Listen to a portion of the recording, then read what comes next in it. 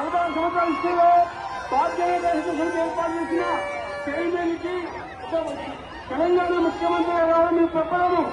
ఇది భారతీయ జనతా సమితి అదృష్టంగా భావిస్తున్నాము. జమల గణేశ భగవానికి, జమల సీఎం రేవంత్ రెడ్డి గారికి,